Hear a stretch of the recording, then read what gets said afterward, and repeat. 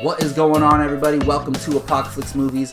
I am Jacob Bartley, and this is our review for Professor Marston and the Wonder Women. Now, this is labeled as a spoilers review. I'm not going to get into too much depth, but I am going to reveal some of the things that happened because it is a true story.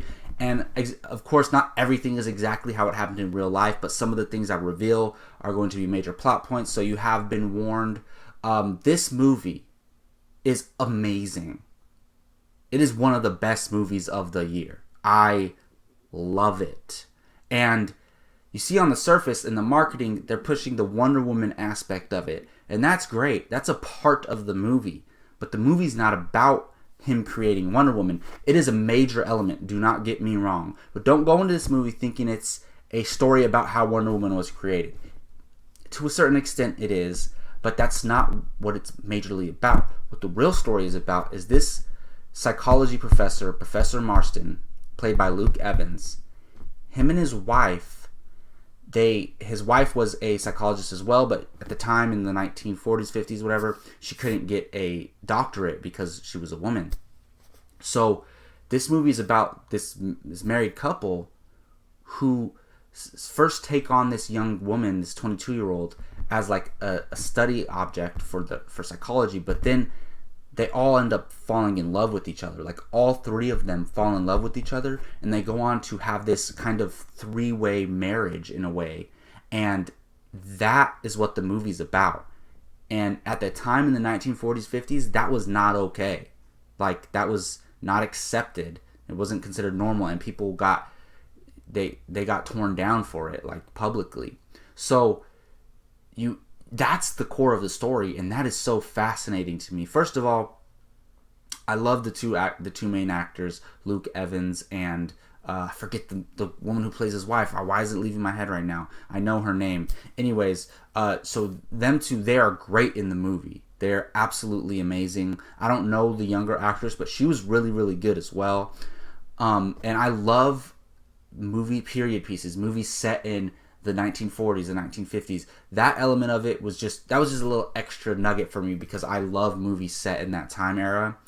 Also, I'm a huge psychology fanatic. I love the thought of psychology. I love psychology. I almost majored in psychology and went on to become like a counselor or a psychiatrist. Like, I would love to do that. That's like one of my top 3 or 4 like the careers I would choose if I had to. And also, of course, I'm a huge comic book movie fan, huge comic fan. I love Wonder Woman. So all these elements, the true story about the three-way marriage, the time setting, how much psychology played into this, and also the Wonder Woman aspect. And on top of that, this man, Professor Marston, he's the original creator. Him and his wife are the original creator of the lie detector test, which went on to inspire the Wonder Woman's lasso. So this movie, while it tells a great story and it's very entertaining and actually very funny as well, it also has so much depth to it, and it's so creative and entertaining and funny and dramatic, and it'll make you laugh, it'll make you cry. It's amazing. I am blown. I did not expect this movie to be that great. I was interested because of Wonder Woman, and I think that's what's going to draw people to the theater. But then you're going to realize, like, oh my goodness, this is an amazing film. I honestly think, as of right now, from what I've seen, there's only 3 movies I think that should be nominated for Best Picture so far this year. That's Logan. Yeah, Logan. That's Wind River and Professor Marston and the Wonder Woman. Freaking amazing film. If I were to give it a negative, and this doesn't bother me that much, but I could see other people being kind of upset by it in a way, I guess. I said there's comedic elements. There's a lot of comedic elements. There are.